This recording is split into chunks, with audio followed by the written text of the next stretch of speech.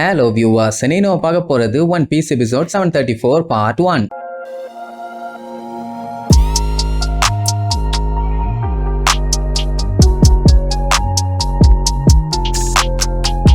Open பண்ணா போன பாட்டுல நம்ம லூஃபி சும்மா வெறி பிடிச்சு போய் அந்த டோஃப்ளமிங்கோவை ஒத்த அடி அடிச்சான். அடிச்ச அடியில தரையெல்லாம் பிச்சுக்கிட்டு அண்டர் கிரவுண்டுக்கே போயிட்டான். அப்படி ஒரு அடி. அது மட்டும் இல்லாம அவன் அடியோட பவர் தாங்க முடியாம சுத்தி இருக்க இடமே அவ்வளவு பெரிய பில்டிங்கோட கண்ணா பின்னான்னு வெடிச்சு செதறுது. மக்களை நினைச்சாதான் சிப்பு சிப்பா வருது. ஏன்னா அந்த த்ரெட்டு கிட்ட இருந்து பயந்து டவுன் டவுனுக்கு வந்தாங்க. டவுன் டவுனுக்கு டோஃப்ளமிங்கோ வந்துட்டான்னு அங்க இருந்து பேலஸ்க்கு போனாங்க. இப்போ பேலஸ் கிட்ட சண்டை அப்படின்னு மறுபடியும் அங்க இருந்து எங்க ஓடுறாங்கன்னு தெரியல. ஆளுக்கு ஒரு திசையில ஓடுறாங்க. இன்னும் எவ்வளவு நேரத்துக்கு இவங்களை இப்படியே ஓட வைக்க போறாங்க தெரியல. ஆனா இதுக்கப்புறம் டோஃப்ளமிங்கோ எந்திரிக்கிறது டவுட் தான். ஏன்னா இந்த டைம் லூஃபி மரண காட்டிட்டான். இப்படி ஒரு அடி அவன் வாழ்க்கையில எவனுக்குமே கொடுத்தது இல்ல. அப்படி வாரி வழங்கி இருக்கான். ரெபேக்கா அப்படியே ஆன்னு வாய பழுதுகிட்டே பாப்பான். இப்படி பழுதுகிட்டு பாக்குறாளே மேல இருந்து ஜல்லிக்கல்ல ஏதாச்சும் விழுந்தா என்ன பண்ணுவா? வில்லனும் சரி ஒரு வழியா இப்ப நம்ம லூஃபி டோஃப்ளமிங்கோவை சரிச்சு போட்டான். ரெபேக்காக்கெல்லாம் ஆனந்த கண்ணீர் தாங்க முடியல. இப்ப அவ கண்ணுக்கு லூஃபி ஒரு கடவுள் மாதிரி தெரியறான். அந்த டைம் அவ ஃபர்ஸ்ட் டைம் அவனை பார்த்தால அந்த விஷயம் தான் ஞாபகத்துக்கு வரும். அதான் கைரோஸ் சிலைய பார்த்துட்டு சூப்பர் பார்க்க ஆளு செம்மையா இருக்காருன்னு பாராட்டி தள்ளிட்டு இருந்தால அப்பதான் வந்து மீட் பண்ணிருப்பான். அதுக்கப்புறம் கேஷுவலா பழகுறாங்கிற பேர்ல காம்படிஷன்ல நம்ம பையன் பயங்கரமா சண்டை போட்டு ஜெயிச்சிருவான்னு சொல்லி அவனை போட்டு தள்ளுறதுக்காக தனியா கூப்பிட்டு வந்து கடைசியில மொக்க வாங்கினாலா.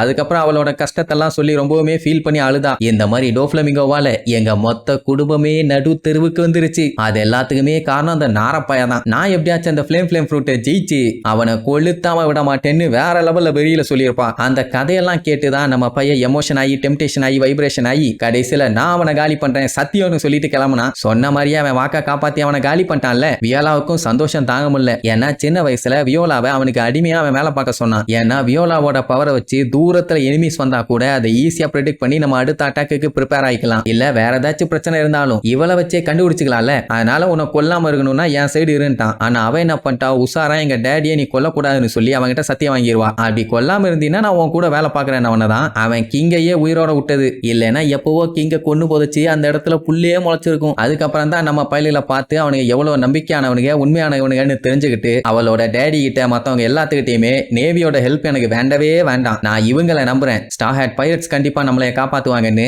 அவங்க மேல முழு நம்பிக்கை வச்சா. சோ அவங்க சொன்ன மாதிரியே உசுர கொடுத்து சண்டை போட்டு டோஃப்ளமிங்கோவை எப்படியோ செரிச்சிட்டாங்கல்ல. அதனால ஆனந்த கண்ணீர். அதே நேரம் லாவுக்குமே ரொம்ப ஹாப்பி. இப்படி எல்லாம் நம்ம தலைவன் சாதிச்சிட்டான்னு அவனை சந்தோஷமா பார்த்துக்கிட்டு இருக்கும் போது பொசுக்குன்னு காத்து புடுங்கின பலூன் மாதிரி சல்லு சல்லு சல்லு சல்லுன்னு கண்ட மேனிக்கு சுத்திட்டு வருவான். வர வேகத்துல மட்டும் கீழே வந்து விழுந்தானா மண்டையெல்லாம் சில்லு சில்லா செதறிடும். உடனே நம்ம லா தான் ஷாம்பிள்ஸ் பண்ணி அவனை அலேக்கா காப்பாத்திடுவான். ரெபேக்கா வியோலா அடிச்சு புடிச்சு வந்து செக் பண்ணி பார்த்ததுல பைய ஓகே தான். ஆனா நாக்கத்தெல்லாம் சண்டை போட்டு லூஃபி கிட்ட இப்போ 1% கூட எனர்ஜி இல்ல. கம்ப்ளீட்டா டவுனு. இனிமேட்டெல்லாம் ஒரு மாசத்துக்கான சோத்தை கொடுத்தாதான் பையன் எந்திரிப்பான். அதே நேரம் மாங்குன்னு அடி வாங்கினானே டோஃப்ளமிங்கோ அவனோட நிலைமை அண்டர் கிரவுண்ட்ல காட்டுறாங்க. ஒரு சின்ன அசைவு கூட இல்லாம அப்படியே பேனு கிடப்பான். பரவாயில்ல ஒரு வில்லனா அவனால எவ்வளவு முடியுமோ அவ்வளவு சண்டை போட்டு மட்டை ஆயிட்டான். அந்த டைம் இவ்வளவு நேரம் பயந்து ஓடிட்டு இருந்தாங்களே மக்கள் அவங்க எல்லாம் ஸ்டாப் பண்ணி கண்டமேனிக்கு மூச்சு வாங்க மேல அப்படியே பாப்பாங்க. என்னன்னா ஏதோ சவுண்ட் ஒண்ணு கேட்கும். யாராச்சும் மேல இருக்காங்களா இல்ல வேற ஏதாச்சும் பஞ்சாயத்தான்னு பாப்பாங்களா. மலையில இருக்கவங்க எல்லாம் யோ ஏங்கரு என்னத்த பாத்துக்கிட்டு இருக்கியோ அதை சொல்லி தொலையா ஒரு அளவும் தெரியலாம்பாங்க.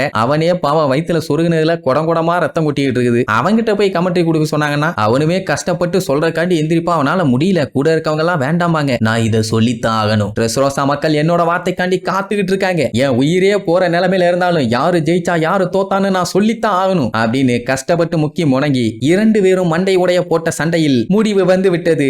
அத்தனை பேரும் கொஞ்சம் மேலே பாருங்கள் அப்படின்னு ஒன்னு பேன்னு வாய பழுதுகிட்டு பாப்பாங்க. என்னடான்னு பார்த்தா அந்த த்ரெட் கொஞ்சம் கொஞ்சமா மறையுது. அப்படின்னா டோஃப்ளமிங்கோ இப்ப கம்ப்ளீட்டா பிளாட் பேர்ட் கேஜை ரிமூவ் பண்ணியாச்சு.